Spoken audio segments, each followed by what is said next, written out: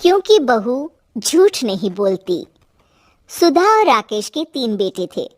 शादी के बाद तीनों माँ बाप से दूर रहते और सिर्फ त्योहारों में आते। माँ जी, पिताजी, अगली बार आप लोग हमारे घर आइएगा। अरे नहीं बहू, सब यही आ जाते हैं तो घर खिला खिला लगता है। हाँ बहू, तू हमेशा बुलाती है तो जरूर आएंगे तेरे पास भी। हाँ हाँ, दीदी का घर बड़ा जो है, सब कुछ अपनी शादी के बाद दीदी को ही तो दे दिया था। हमें भी दिया होता तो हम भी बड़ा घर लेते। क्यों सुनील? अरे नहीं नहीं, पापा ने सबको एक बराबर ही दिया है। छोटी बहू, क्या चाहिए तुम्हें, बोलो। वो आपके सोने की चेन वाली घड़ी है ना, वो अगर आप मुझे, तभी वहाँ मजली बहू भी आ जाती है। और मुझे ना आपका मंगलसूत्र कितना लंबा, सुंदर और भारी भी है। अरे हाँ हाँ, तुम दोनों को ही दूंगी बहू, चिंता ना करो। चलो अब खाना लगाओ, खाना खाया जाए। सभी मिलकर खाना खाते हैं कि पड़ोसन आ जाती है। अरे सुधा बहन, थोड़ी चीनी तो देना, घर में शक्कर नहीं है और मेहमान सर पर बैठे हैं। अरे छोटी बहू, चाची को शक्कर तो दे दो। अरे मछली दीदी, आप दे दीजिए ना, मैं यहाँ कम आती हूँ तो मुझे पता ही नहीं है कि सासू माँ सारी चीजें कहाँ रखती है। और तुम, मैं कौन सा यहाँ रोज शक्कर फाँकने के लिए आती हूँ, मुझे भी नहीं है पता। तभी बड़ी बहू हाथ में चीनी की कटोरी लेकर आती है।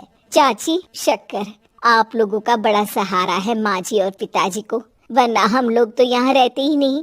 आप जैसे पड़ोसी हैं तो हम निश्चिंत है। और जीती रहे बहू, आप तो ये घर पड़ोस कम परिवार ज्यादा लगता है। सुधा अपनी बड़ी बहू को देखकर बहुत खुश रहा करती थी। वो उससे अक्सर घंटों बात भी किया करती, लेकिन दोनों दूसरी बहुओं का भी वो समझती थी कि शायद छोटी है, वक्त आने पर संभल जाएंगी। समय आ जाता है जब सभी को वापस जाना होता है। माँ जी, हम लोगों की फ्लाइट पहले है, हमें इजाजत दे। वो सास के गले लगकर चली जाती है। थोड़ी देर बाद छोटी बहू कहती है, माँ जी, मैं ना ये सोफे के कवर और चादरें ले जा रही हूँ, यहाँ तो ऐसी ही पड़ी रहेंगी। हाँ हाँ बहू, ले जा, और कुछ चाहिए तो बोल।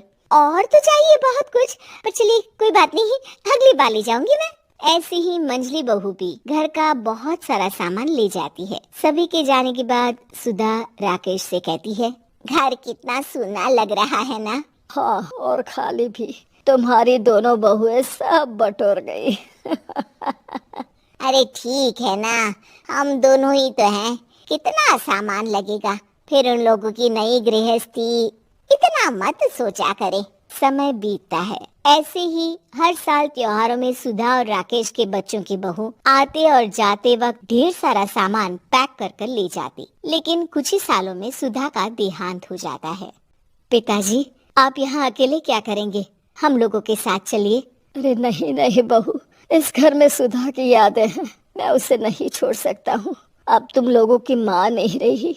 देख लो, वैसे तो मैंने उसके जीते जी सब कुछ दे दिया है, लेकिन कुछ उसका पर्सनल कीमती सामान था जो ये है, ले लो।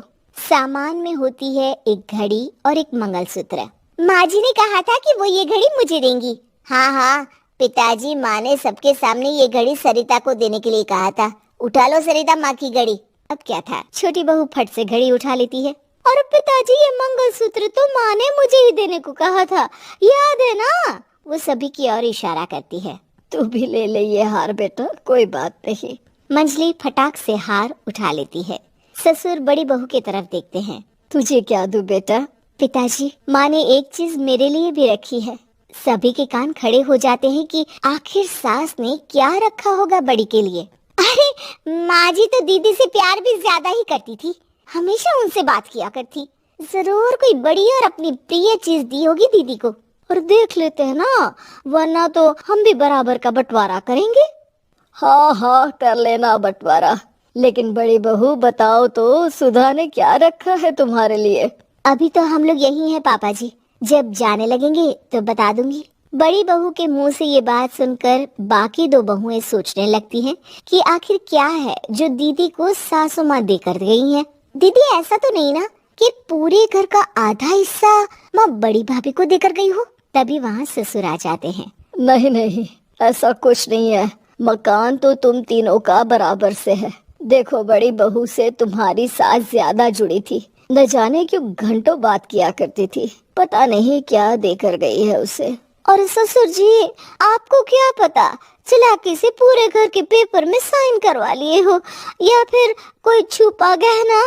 आखिर मकान पूरा तो आपने सासू माँ के नाम ही कर रखा था ना।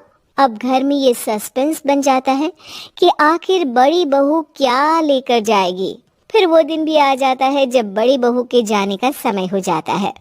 बेटा, परसों तुम चली जाओगी, बताया नहीं माँ ने तुम्हें क्या दिया? घड़ी और हार जो बेशकीमती था और तुम्हारी सास को सबसे ज्यादा प्रिय था, उसका तो बंटवारा भी हो चुका है। अब तुम्हारी बारी। हाँ पिताजी, आज मैं ये बात बताने ही वाली थी। माँ ने मुझे उससे भी बेशकीमती चीज दी है, और वो है आप। आपसे अधिक प्रिय उन्हें कुछ नहीं था। माँ चाहती थी कि आप मेरे साथ रहें। चलिए पिताजी। बेटा, मेरे पास तो कोई पेंशन भी नहीं है और ना ही कोई प्रॉपर्टी। लेकिन आपके पास संस्कार है पिताजी, जो मेरे बच्चे आपसे लेंगे, तो आपको ले जाने पर स्वार्थ ही है मेरा। चलिए ना पापा। सभी के सामने पिताजी बड़ी बहू और बेटे के साथ उनके घर चले।